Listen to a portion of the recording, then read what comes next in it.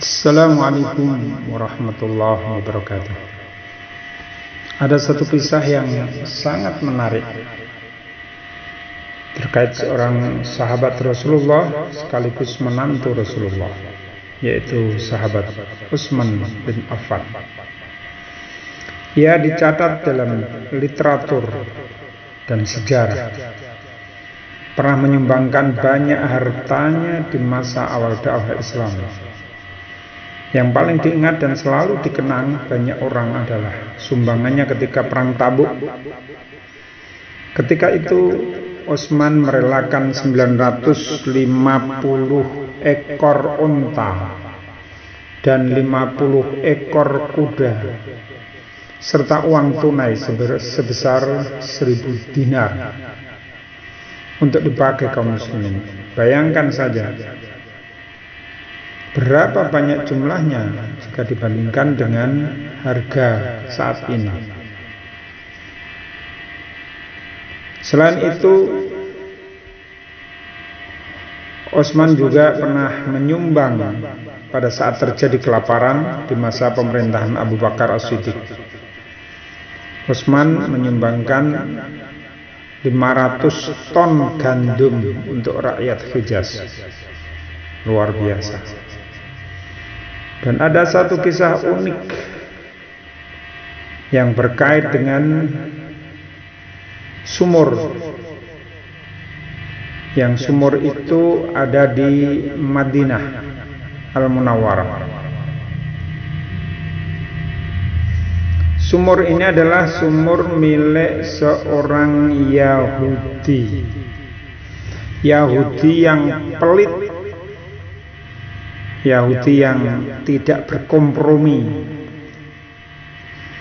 Dia memiliki sumur dan saat itu terjadi masa paceklik di masa Rasulullah SAW. Orang Yahudi ini kemudian menjual sumurnya, air sumurnya ini dengan harga yang cukup mahal yang menjerat. Sehingga Rasulullah memerintahkan supaya jika mungkin itu bisa dimiliki umat Islam, maka itu akan menjadi luar biasa. Maka saat itu kemudian Utsman mendatangi pemilik sumur itu. Sumur itu namanya Bi'ru Romah. Beliau bermaksud membeli sumur tersebut untuk diwakafkan kepada seluruh warga Madinah.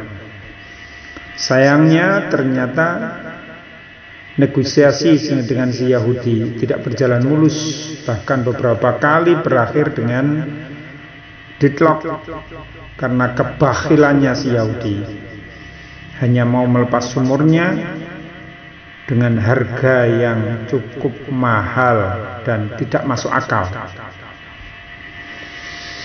Alhamdulillah akhirnya Allah memberikan petunjuk melalui kecerdasan dan pengalaman Utsman dalam bisnis.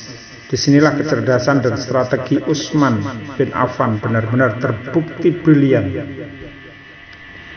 Saat itu Utsman setuju menerima harga tinggi si Yahudi, bahkan lebih tinggi dari yang ditawarkan. Tapi Utsman hanya mengajukan penawaran untuk membeli separuh saja dari sumur tersebut. Jadi dengan harga separuh juga, yaitu seharga 20.000 dirham. Dengan teknis perjanjian, sehari sumur menjadi milik Utsman bin Affan dan seharinya kembali menjadi milik si Yahudi. Ternyata strategi penawaran Utsman bin Affan ini yang mengambil sebagian dari sumur itu diterima oleh si Yahudi.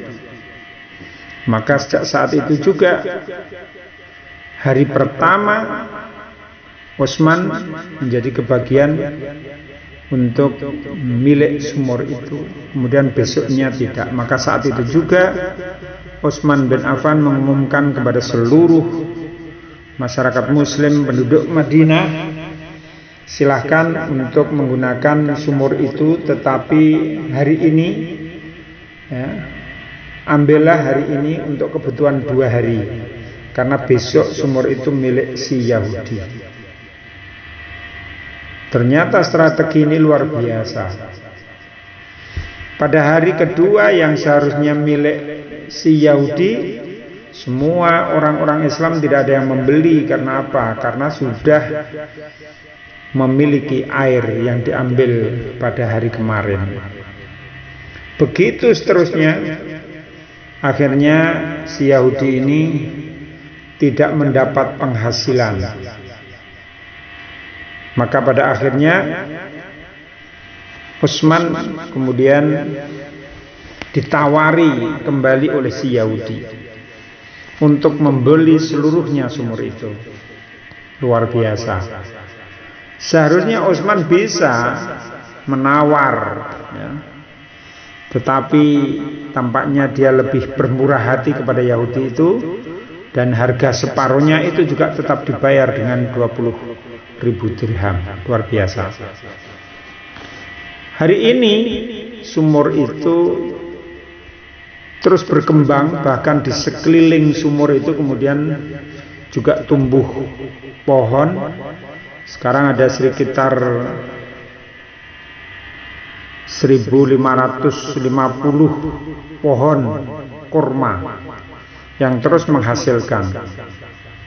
Dan sekarang juga ada nomor rekening Sayyidina Utsman bin Affan.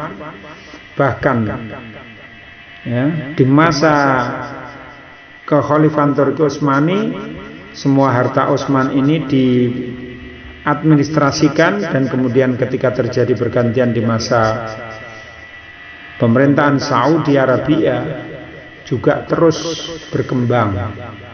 Bahkan hari ini tidak hanya rekening Sayyidina Utsman, tetapi sudah berkembang ada hotel milik Sayyidina Utsman, dan itu terus digunakan untuk orang-orang Islam.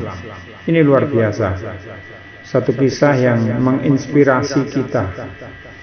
Betapa di 1300 tahun yang lalu harta seseorang masih terpelihara dengan baik sampai hari ini dan terus bermanfaat untuk umat Islam.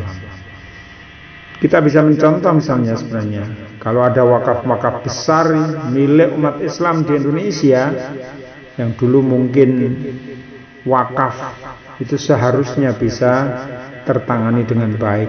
Saya kira kisah rekening Utsman bin Affan, kisah kebun Sayyidina Utsman bin Affan, kisah hotel Utsman bin Affan, ini bisa menjadi contoh inspirasi untuk kita semua. Terima kasih, semoga bermanfaat. Assalamualaikum warahmatullahi wabarakatuh.